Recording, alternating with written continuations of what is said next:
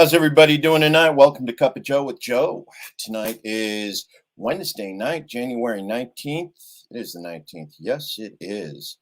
So checking in to see how everybody is doing tonight. Thank you, Dolores. Thank you, Gay. Definitely all of you. Appreciate you stopping in to pay attention to what I have to say tonight. How you doing, Sam? Yes. Love seeing you guys out there. Thank you for popping in tonight, Sam. Appreciate it. So, our big discussion tonight, we got a number of different issues that are in the news. And these include things like sex trafficking, what's in the news, what's going on, immigration, and what's going on in the Ukraine right now. These are all big issues. So, definitely come on in, pop in, ask your questions. Let me know what you're thinking. I'm going to tell you what I'm thinking. And we're going to talk about what sort of solutions we got out there in the big bad world as far as libertarians making sure things happen in a good way. So let's go ahead and start with first big issue here. Global crisis of human trafficking. This is indeed a global crisis. Now, we all know that there are issues. We're trying to stop human trafficking, modern day slave trade. We have created a situation in several countries around the world in which this is problematic, but it also happens here too in the United States. This is a fact. It's something that cannot be denied. So let's go ahead and talk through what that represents.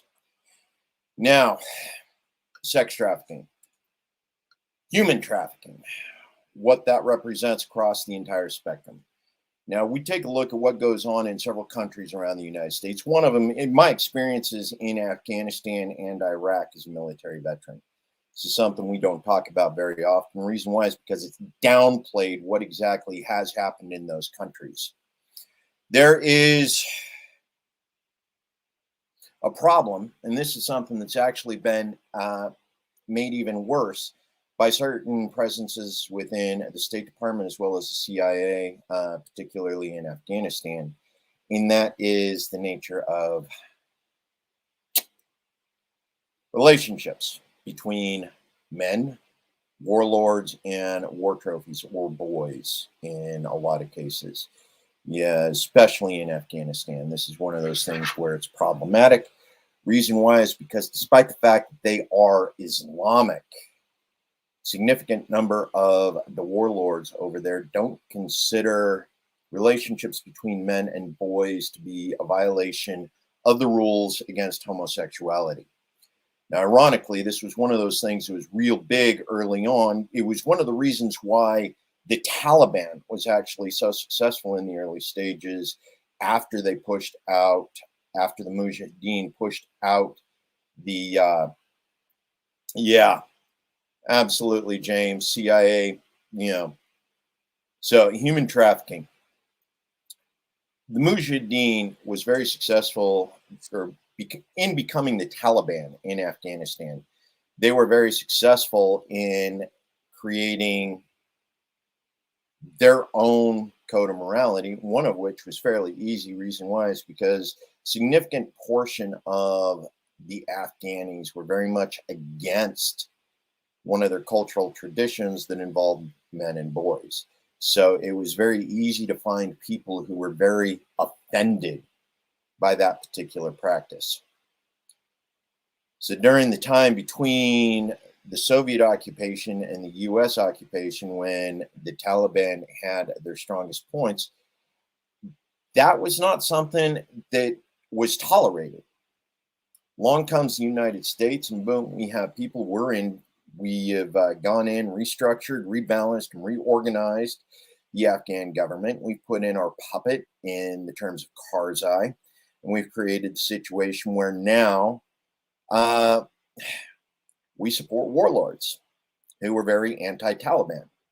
Well, one of the reasons they were anti-Taliban was because they liked doing things the Taliban didn't like them doing. Yeah. Now, to get back to the issue of what happens here in the United States, particularly with regards to trafficking.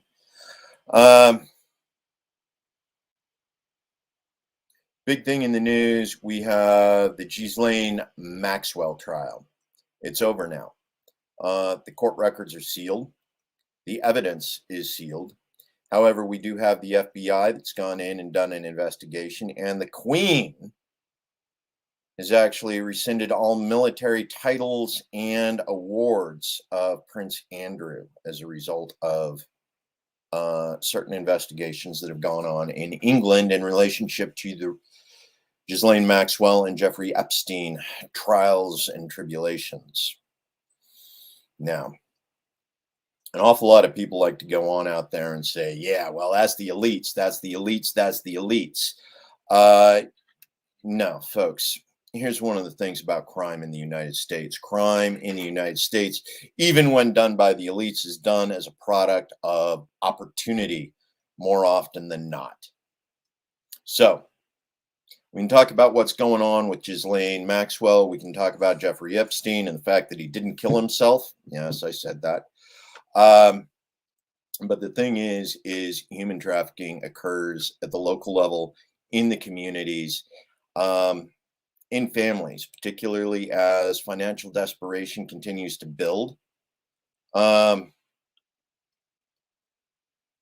Right? Grego, it's been downplayed. It's actually a big deal. Oh, yeah, it's a big deal that he lost. Those things are not revoked casually, especially with regards to royalty in England. It's definitely been downplayed. But when it comes to what's going on here in the United States, now, there are several organizations we talk about. Trying to remember, but they work on eliminating sex trafficking. They work on eliminating crimes of opportunity against children. To catch a predator was big on the news for the longest time. Now, while that's not necessarily sex trafficking per se, that's definitely predatory behavior. Where it actually becomes more problematic is when those predators actually decide that they are going to kidnap and use those children that they went to meet, that they met online. So, in that aspect, Catch a Predator has been very good at not only just protecting the initial, but the also downstream effect of predators who have been preying on children, kidnapping them and placing them into the sex trades here in the United States. Now, interesting sidebar on this particular issue, especially when it comes to racial demographics here in the United States.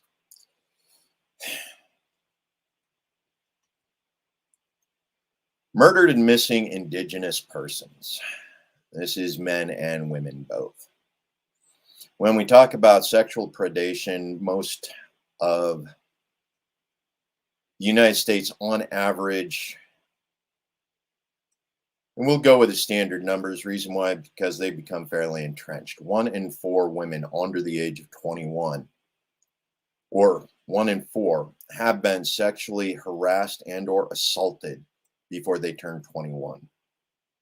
Men, that is actually 1 in 6. Those numbers have been getting better and better reporting as we continue to go on. What this comes down to is your average American under the age of 21, 1 in 5 has been sexually harassed and or assaulted, male or female.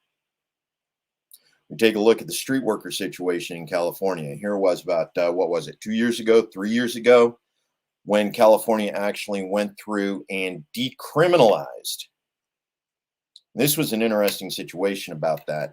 They went and decriminalized child prostitution. Okay, now, that's funny because of the way the wording actually worked. We say decriminalize childhood prostitution, and that's not actually as clean as it sounds, because what they did is they wrote a law so that children could not be prosecuted and placed in jail or prison for being arrested for prostitution. Okay. Now, what that meant for Johns is Johns are still guilty of statutory rape. They are still guilty of soliciting sex from a minor. That's all across the United States. Now, California was particularly bad about it because of LA, San Jose, several of those other big areas where you had young children who were dispossessed, kicked out of their homes for a number of reasons, who found themselves working on the street. In addition to that, you have the organized crimes associations, which were running sex trafficking, slave trade, and there are routes all around the United States that specifically do that. Reason why is because it prevents victims of sex trafficking from being allowed to establish roots, establish community in any one given area because they're constantly being displaced. It's new people, new faces all the time. They don't have an opportunity to develop a relationship with certain people that they see on the regular, whether that's good or bad, remains to be, well, yeah. The people who use these particular pimps who run these girls through each of one of these communities for a brief period of time before moving them on to the next one so that the next group of clientele can have fresh girls. Thank you, Sandy. Appreciate it. You know, they know what they're doing. They know who the victims are. They know they are not participating in a consensual arrangement. They are paying for specifically trafficked women and girls. They know it. Can't be declined. They can't. It cannot be denied. So back to the issue of racial demographics for the murdered and missing Indigenous women and men is an awful lot of these Tri-Cities, southeastern Washington as well. Yeah. There was a big go through in not 2-3 years ago in a tri-state sting. Idaho, Washington, Oregon were involved in catching a lot of people involved in that circuit, and they were able to arrest I think they were able to pick up something like about 26 predators in the process of that. And by predators, I'm actually talking the people who were pimping, using, and abusing, and not the survivors of the trafficking ring. But they did a pretty good job of going in and picking that up. Thank you for remembering that, Amberly. But again, that's part of the circle. Reason why the Tri-Cities in the southeastern Washington area is of particular interest is because that's just off the tribal lands. You have the reservations up in that area. You have young men and women who are finding themselves looking for something different than life on the reservation. They leave the reservation for a number of different reasons, and they find themselves in that area and are generally considered reasonably easy prey for the predators simply because of the circumstances that led them to be in the Tri-Cities area or in several of the other areas. It's why these people are considered missing in an awful lot of cases. They may have left because they wanted to, but they're now involved in being trafficked because of circumstances, not because of consent. So again, we talk about consent culture. We talk about what it is with regards to, Yakima in particular, tribal lands. Awful lot of young men and women disappear from those areas and find themselves part of the trafficking ring. And there's some not good reasons for that.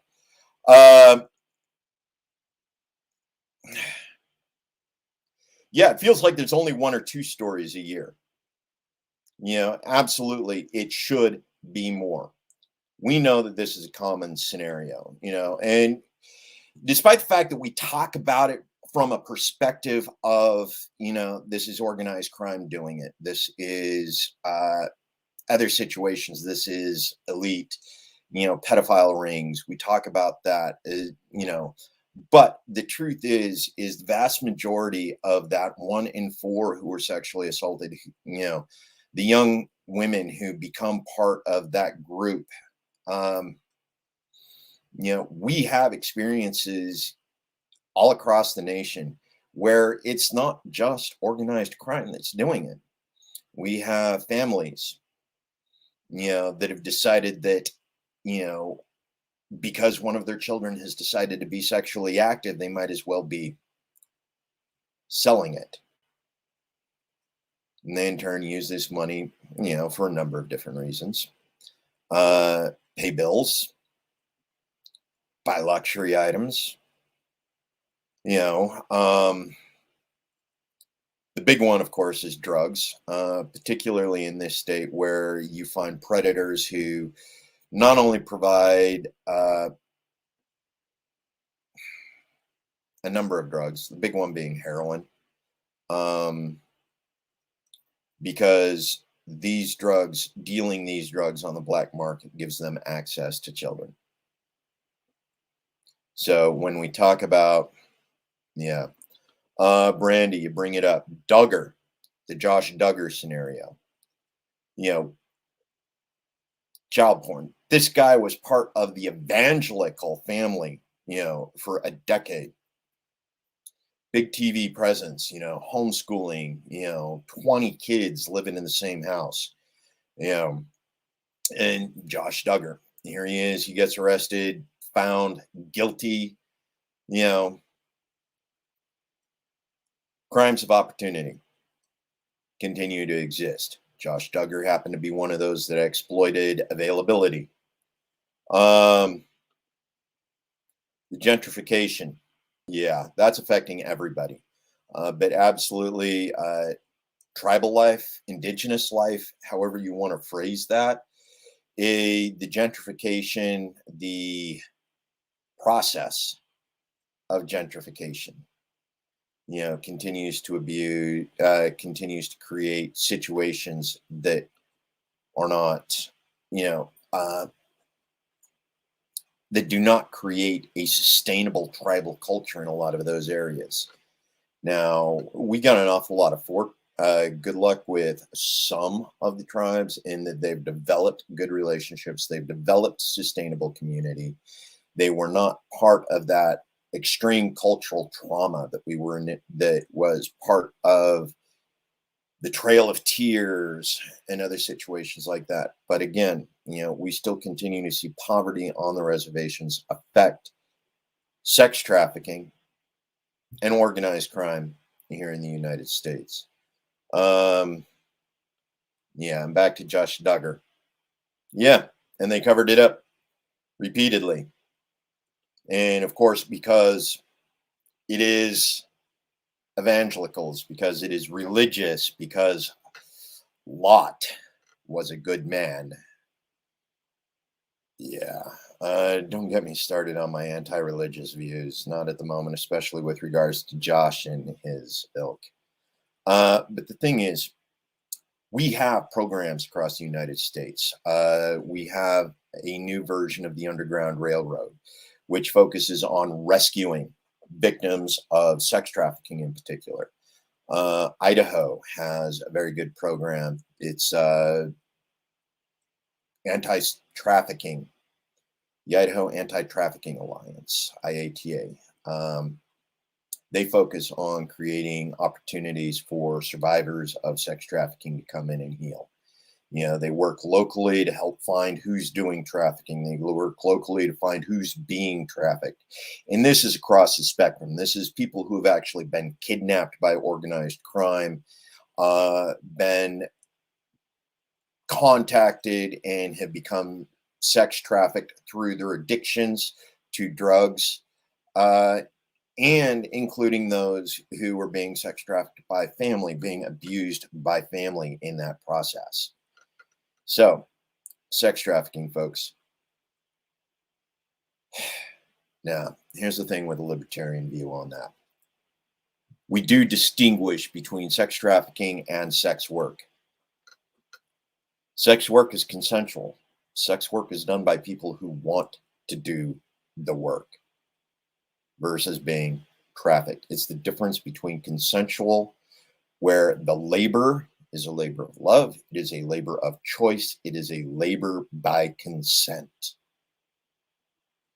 What we often end up happening in the process of trying to rescue people who are involved in sex trafficking is because we too often marry the idea of sex work and sex trafficking under the umbrella of prostitution.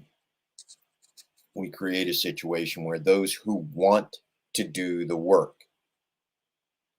who have decided they can do the work, are prevented from doing it and are criminalized in the process.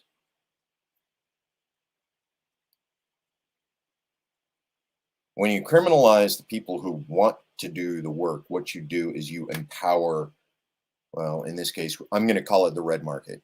A lot of people call it the black market, but let's be honest here. The black market is when you're trading in goods that are considered illegal. Red market, we are trading in humans. Okay. Yeah. The red market, it's not good. It is the slave trade. It is a violation of one of the key principles of libertarianism, key principles of freedom, key principles of the United States, the right to life, liberty, and the pursuit of happiness. Trafficking is a violation of the sovereignty of the human being, whether it be man, woman, or child. It's a violation of their sovereignty. It's denial of their right to consent. It is a denial of their most basic human rights.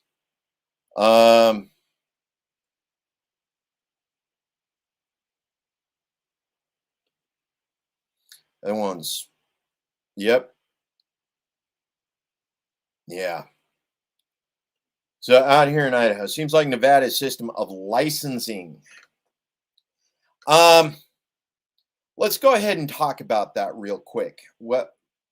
Okay. Now the thing is the licensing in Nevada basically revolves around the brothels. Okay. Now this is a corporatization of sex work, and the people who work, even though they're licensed, say at the Bunny Ranch, still it is part of a process where they are only allowed to work in specific locations. And in this case, it is at locations that have been specifically licensed for that, which of course takes a portion of their labor, takes a portion of their work, and it goes to the owner of the corporation, owner of the businesses. Now, this is one of those problems where we have with not only the Nevada, but also with the Nordic model of legalization of sex work. We get into the discussion of what the difference is between legalization and decriminalization. Legalization basically means you can regulate it. Nevada is legalized. It is regulated through the brothels. The Nordic model is legalized in that it's still regulated. The sex workers need to get certified. They need to go in for regular health checks. They got to be able to make certain events occur at certain levels, in order to maintain their license to continue to be a sex worker.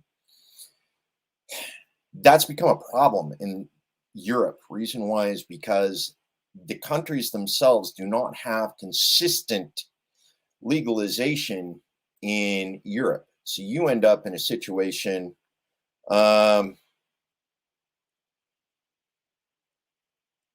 where certain countries have established sex tourism because the regulations around the legalization in some of these other countries have made it problematic.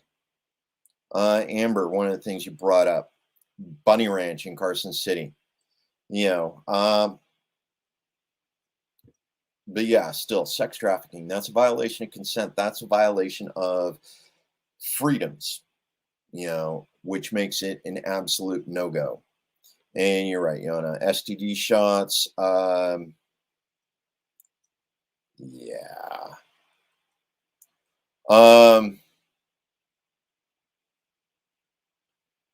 James, you bring up the issue of age of consent. Okay.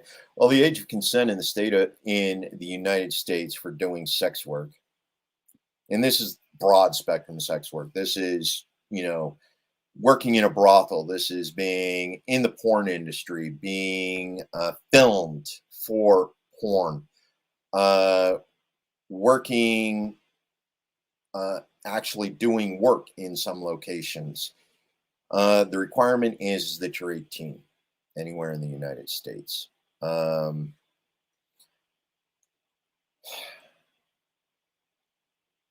Yeah, it's not really a good discussion to be getting into. My personal belief is you're going to go into that work, you need to be 21. The reason why is because of the mental development associated with it. You're going to start getting into people who are going to say, well, this, that, the other. Thing is we have science. We have hard science that says these are the ages in which the mental development, emotional development is far enough along where people are capable of doing these things.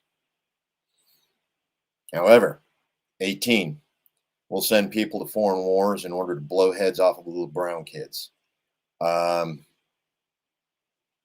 don't think anybody who's 18 really is able to do that and come back from having done that and be able to reintegrate. Right, Eminence? They're regulated. Commercial business, 18. Age of consent does differ from state to state.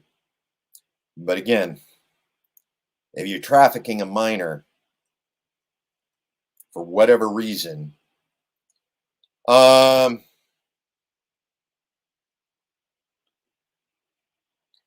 an interesting situation. We talk about the New Zealand model. We talk about the Nordic model. We talk about a number of others where age of consent for different things continues to fluctuate, continues to vary. Yeah. We got 18 for alcohol in some nations, 14, 12. Mom wants to hand the kid a beer. There's countries where, yeah, sure, whatever. We start looking at trade for commercial. Yona, cigs and alcohol, right? Child labor laws. Okay. Individual sovereignty. Let's get back to that. Self-ownership. Nobody has preeminence over an individual's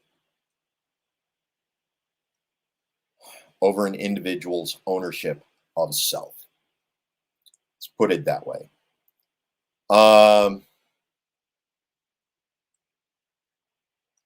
Individual ownership of self. No one else has preeminence.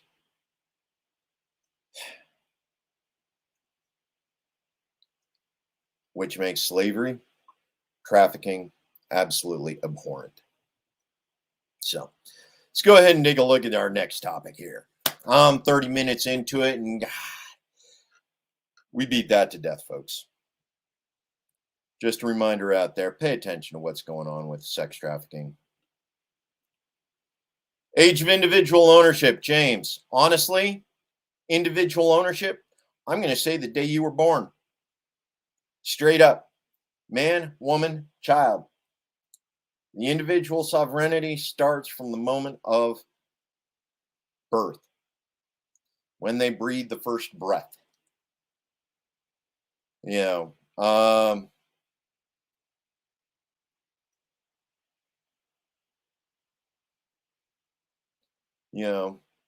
At every stage in life. Now, as a steward, as a guardian, parents have a responsibility to make sure that children understand what self-ownership represents, what consent represents, what making informed decisions is about, what making commitment through informed consent is about, and as they continue to grow up. Now, Yona, this is one of these things that's interesting. Children is property, no rights whatsoever in the U.S. empire. Unfortunately, that is true. Despite the way in which the Declaration of Independence was written, that all men shall enjoy the right to life, liberty, and the pursuit of happiness, and did not specify what that actually meant, because we continue to see where case law from 17th that predated 1776 continued to be maintained that allowed blacks to still be owned under law despite the Emancipation Proclamation, that women were still considered to be property of the man of the house. We still see that in case law in an awful lot of models across the United States, particularly when it comes to castle doctrine.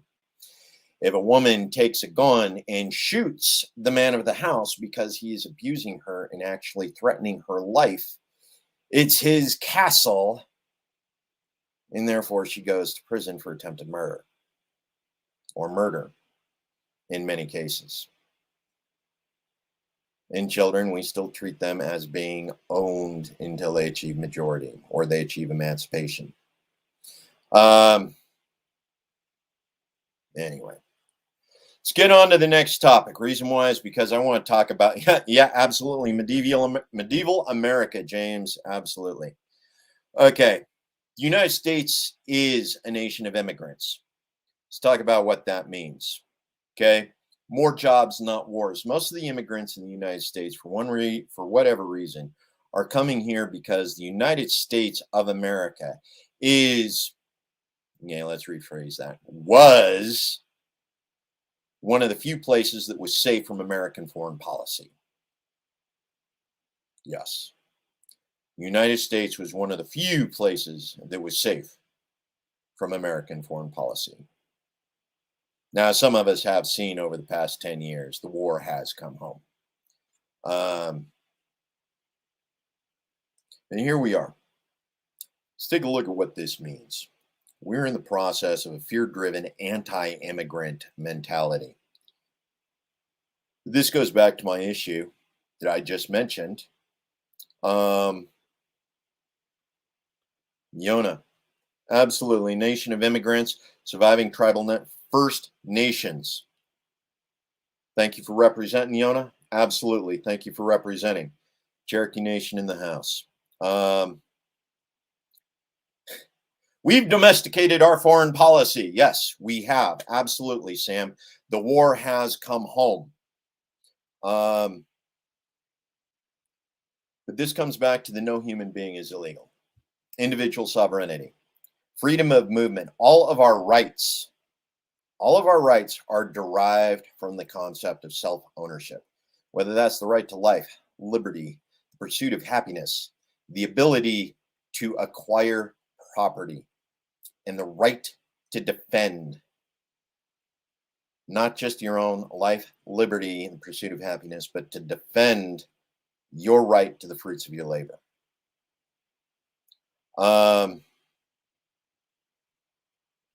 No human being is illegal, as long as they are not in the process of destroying property created by another. Every individual has the right to freedom of movement. Anywhere, anytime, any place, as long as they are not being destructive in purpose. And we talk about the rights of the left, rights of the right, this really comes down to who are your rights, or what are your rights? Thomas Jefferson happens to be one of our good fallbacks. Yeah, I know.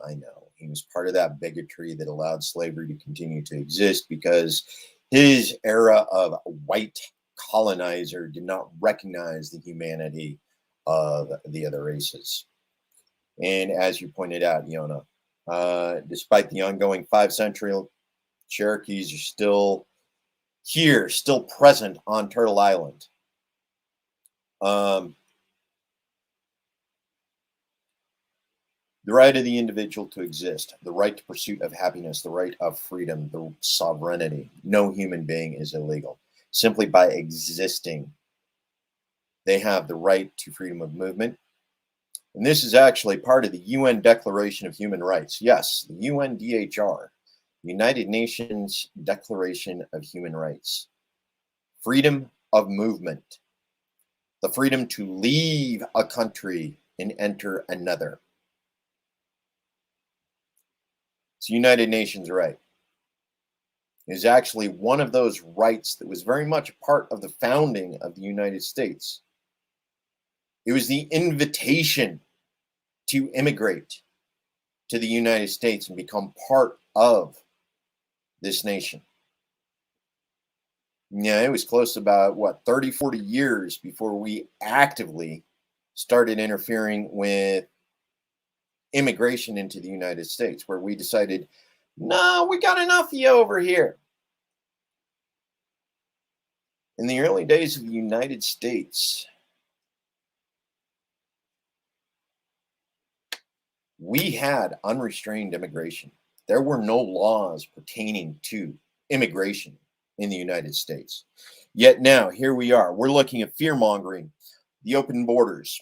What is the open borders? Oh no, the aliens are coming. The aliens are coming.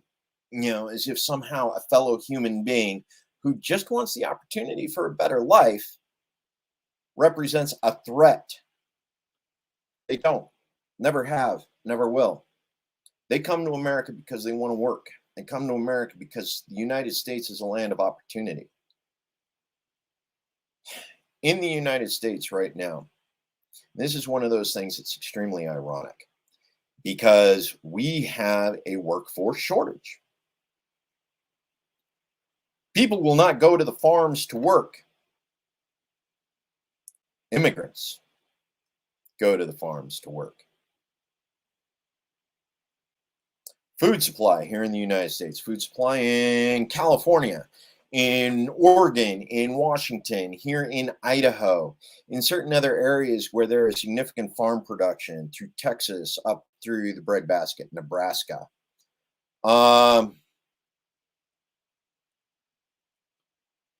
Absolutely. Unfettered immigration, total registration. Let them come, please. Let them come. There are people right now whining that they don't have enough people willing to work in their companies, to work in the fields. Yeah, poultry plants in Arkansas. That's another big one. The poultry plants in Arkansas, they actually got a deal with ICE, and it's really sort of screwed up. The poultry plants in Arkansas will hire a temp agency. This temp agency will in turn hire illegal immigrants to come in and work. After about 6 months, when something's ready to go come due, they call in ICE. All of the illegal immigrants get arrested. The temporary agency folds its doors and then reopens under a new name, rebranding, and hires a bunch of new illegal immigrants after poultry just shanked, 500 illegal immigrants for 2 months worth of labor. Yeah. Yeah, Elena. First immigration laws, 1800s. That was against the Chinese. We actually had problems against the Irish for a brief period of time as well, in that certain European immigrants were discouraged from coming to the United States. We continue to look at that. Farmers, more exploitable, no rights in the U.S. Yeah. No passport, no green card. Bring them in, put them in air conditioned during the summer, let them cook when they're not actually out working in the fields, let them sleep on the floor in the sheds. There's an entire cycle of that process, and it's actually become significantly cheaper for them as we've created it harder and harder for immigrants to get in. However, the problem is the immigrants are no longer going to work for the farmers. So we are actually seeing farm shortages because we are not facilitating the agricultural visas for the immigrants to come in and work.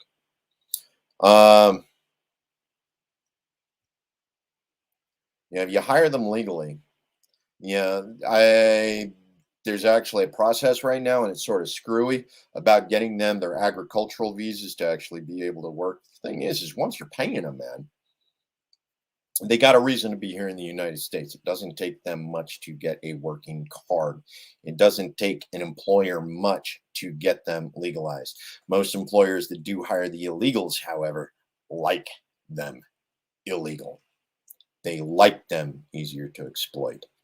Um, and absolutely, Brandy, that's because they can pay them less. Um,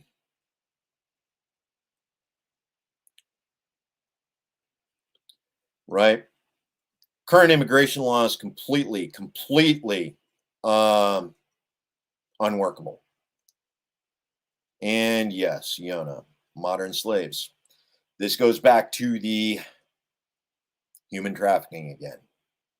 You're in the process of exploiting people. It doesn't matter what the situation is. Significant amount of the farm employment in the United States is the equivalent of slave labor. It is not meeting the needs of the people who come in and work because they're being exploited.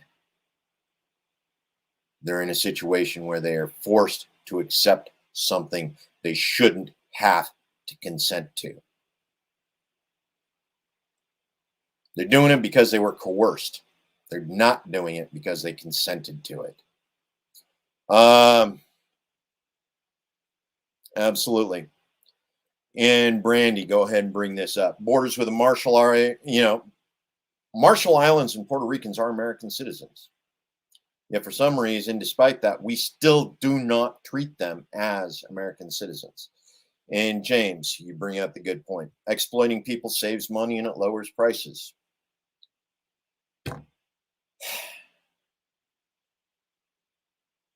I'm going to let that one sink in for the people out in the audience right now. James brings up an absolutely solid point on this. Exploiting people saves money and lowers prices. Okay, whether that's labor here in the United States, whether that is labor abroad. Significant amount of the consumption, the consumerism in the United States is supported by exploiting people via trade deals. It's an interesting argument, particularly as we look at what's going on with the textile industry. Sweatshops. Illegal immigrants, the people that are working in other countries, in other nations that are living on subsistence incomes because of free trade agreements. Yeah. Pay attention to where you're buying your stuff from. Okay? Whether it's your farm products, whether it is your tech from China, whether it is your textiles from Mexico, Thailand, Vietnam. Pay attention. If you are buying, if you are part of the consumer culture in the United States, where you purchase stuff from exploited, that was created by exploited people. Yeah, we sure do that 39-cent broccoli. Yeah, who knows what sort of exploitation goes into creating that broccoli that cheap so you can have your cream of broccoli soup. You're part of the consumer culture here in the United States.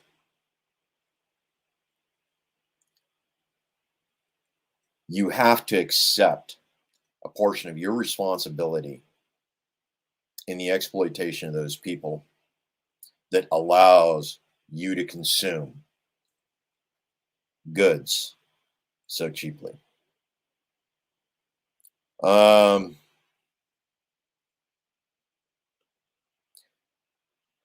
Free exploitation. Yeah, they're not free trade agreements, they're free exploitation agreements. Welcome to the United States, where we come back to that foreign policy of We have 11 carrier fleets pointed at the rest of the world. Our dollar is the reserve currency, and you will value it at the value we've assigned it to because we have 11 carriers. Let's go ahead and move on, folks. Move on. The next big thing. Russia. We've heard this one before. Okay. Beat the drums of war. Russia hands off Ukraine. Let's go ahead and take a look at this. Okay. Ukraine. Right now, this is an area that's smaller than Texas, yet it has twice the population of California, and approximately the same GDP as Ohio.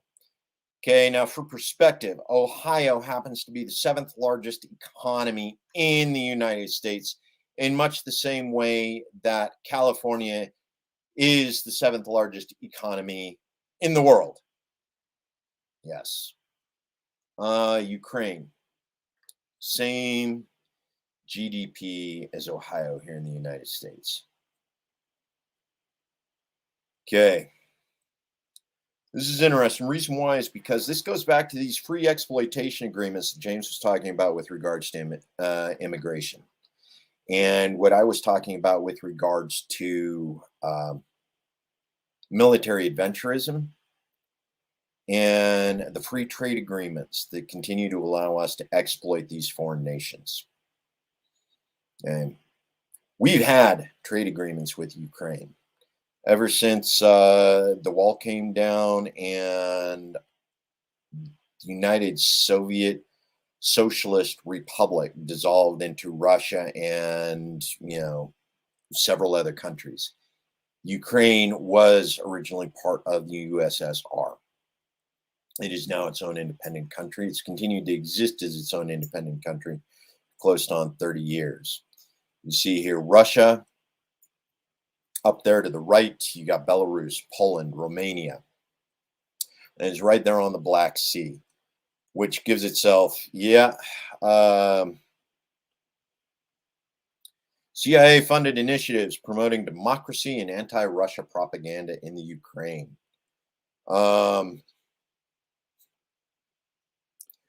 Okay, out here in Idaho, LLC. Let's go ahead and talk about that. It's been nearly 6 months since our last war. Okay, technically, we're still at war in several locations around the United States. The war on terror has not stopped. It continues to drive forward at an unprecedented rate. Now, something like the 180 countries around the world, we have U.S. service members stationed in like 160 of them. We are still participating rapidly in military adventurism around the world. That said, 6 months ago, we officially pulled out of Afghanistan. Why did we pull out of Afghanistan? Well, some people like to think it was so we can get ready for the next war. And lo and behold, here comes the Ukraine. Okay, now the anti-Russian propaganda that's been going on in the Ukraine, whether it's CIA, whether it's State House, problems with Russia, problems with China. Russia wants us, China wants us. Well, you don't want to come screaming to the United States because the United States wants you too.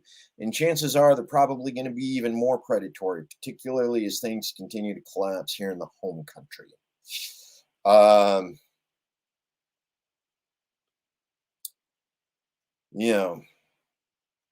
I didn't take the time, one of those things, Eminence Front, that I absolutely should have done in preparation for this was take a look at where U.S. troops are stationed around the world and where U.S. bases are. Okay, Ukraine, it's on the Black Sea. It's got ports. It's got ports that are accessible through several locations. So Ukraine has ports. It's part of the road, the transcontinental road that's going through Asia into Europe, so that there is a continuous road that people can get on and drive all the way across. In addition to that, it's also part of the pipeline that provides fuel to Russia from the Middle East. And this continues to be part of the area. So what Ukraine represents is a choke point on strategic resources like oil, like gasoline, and U.S. influence in the Ukraine continues to inhibit and create chokes on the supply lines in Russia. Yeah, Russia's gotten pretty good at dealing with supply line issues. They've been doing it for close to about for 50 years now, ever since we declared sanctions on Russia for a number of different reasons. We've been playing this game of strategic resource hoarding in order to prevent Russia from gaining access to things that would make them competitive as a superpower. Same thing with China. Both of these countries represent massive resources that if they were able to access their own resources in their own nation, Russia within Siberia actually has significant resources. They just don't have the infrastructure built up to be able to utilize those resources, those oil and gas resources. Absolutely. Um,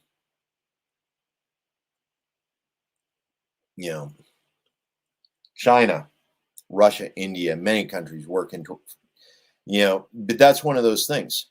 There is no country that actually has an advantageous trade agreement with the United States. Our trade deficit is so much that we are giving them paper money, digital money in some cases. We are giving them digital money in exchange for hard goods. Digital money, which is currently undergoing significant inflation. Now, the thing is if Russia can actually regain access to the Ukraine, uh, if they can get that back, that represents a significant access to resources.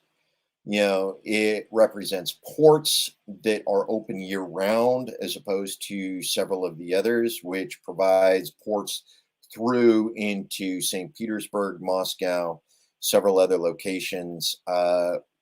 Whereas the northern routes, those seaports are generally closed during the winter, or you're looking at ports along the eastern side of the nation, which, because of the Urals and several other locations, don't actually help with supply lines across Russia. So the longer we continue to affect things in the Ukraine, maintain the instability in the Middle East, maintain the instability in those former Soviet nations, we continue to prevent Russia's ability to actually modernize and become competitive economically. Again, this is economic warfare. It's not economic cooperation, it's economic competition, it's economic warfare. It's our only reason why continuing to maintain interest in the Ukraine to our own deficit. Reason why is because it's going to cost us. It is costing us a lot in order to continue to maintain this interference with Russia's border nations. And unfortunately, because of our interference in the Ukraine, Russia isn't in a position where they can set up cooperative treaties, creating a situation where the only way that they can take advantage of the situation is invasion.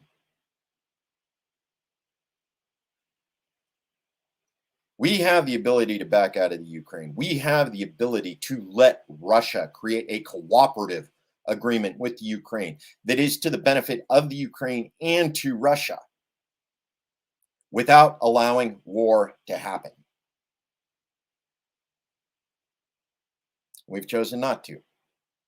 We have chosen economic warfare using Ukraine as a fulcrum against Russia. We continue to compete rather than cooperate on the global level. And this is eventually going to lead to disaster, both economic, social, global, ecological, because rather than creating cooperative arrangements where everybody is able to coexist and create a more beautiful nation, a more beautiful global multicultural world where every individual community is able to decide for themselves and create for themselves their own best selves. We've created nationalistic borders and we've created friction where there doesn't need to be any. Anyway, it's 56 minutes. Love you guys. Go to the Patreon, register there, subscribe to our YouTube, Facebook, Twitter accounts, KRTD Media Group. Pay attention to what's going on. We got Sam, we got Amber, we got Brandy, all of them. Pay attention to what's going on with our other programs. And I'm going to go ahead and back out because we have another program following mine right after this. Jif Crunchy Peanut Butter. That's not actually true, James. Maine Origins actually does an awful lot of Maine built, Maine constructed, including textiles, fabrics, durables. Look them up. I'm going to catch you guys later. Have a good one. And Dolores, thank you. Remember, folks, family, friends, community. As long as you got those three, you can make anything happen. Love y'all.